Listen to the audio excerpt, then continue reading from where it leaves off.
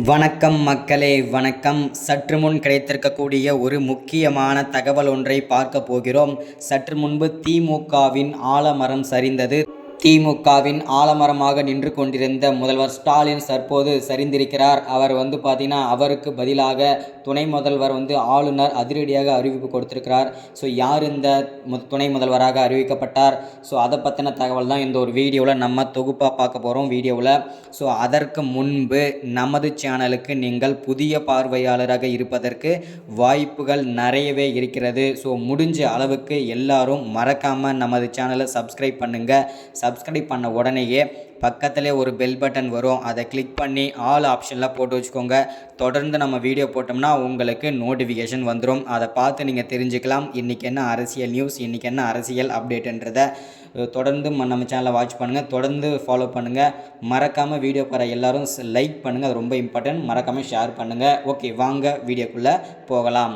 சற்று முன் கிடைத்திருக்கக்கூடிய ஒரு திமுகவிற்கு ஒரு சோகமான அதிர்ச்சியான பரபரப்பான தகவல் அப்படின்னு கூட சொல்லலாம். சற்று முன்பு திமுகவிற்கு ஆலமரமாக நின்று கொண்டிருந்த முதல்வர் ஸ்டாலின் தற்போது உடல்நலை குறைவால் பாதிக்கப்பட்டு அவர் அப்போலோ ஹாஸ்பிட்டலில் பார்த்தீங்கன்னாக்கா அனுமதிக்கப்பட்டிருக்கிறார்.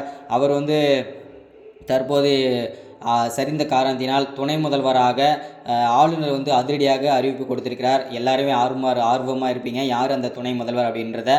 எல்லாரும் எதிர்பார்த்த மாதிரி தான் அவருடைய குடும்பம் மட்டும்தான் இந்த ஆட்சி ஆளணும் அப்படின்றதுக்காக விளையாட்டுத்துறை அமைச்சராக இருந்தவரை தற்போது முதல்வர், அதாவது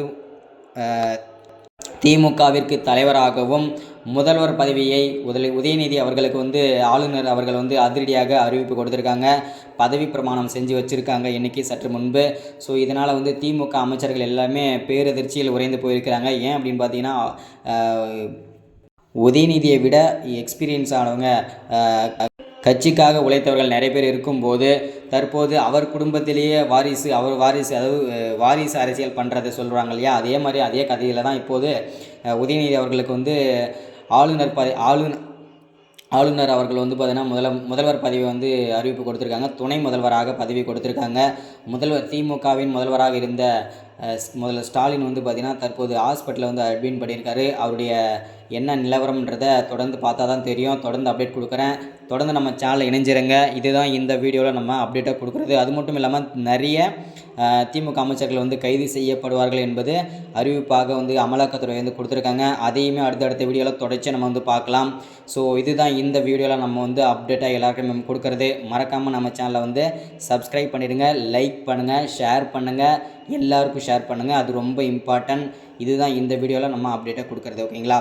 ஸோ தேங்க்யூ. அடுத்த வீடியோவில் மறக்காமல் சந்திக்கலாம். ஏதாவது டவுட்னா கீழே கமெண்ட் பண்ணுங்கள். தேங்க்யூ.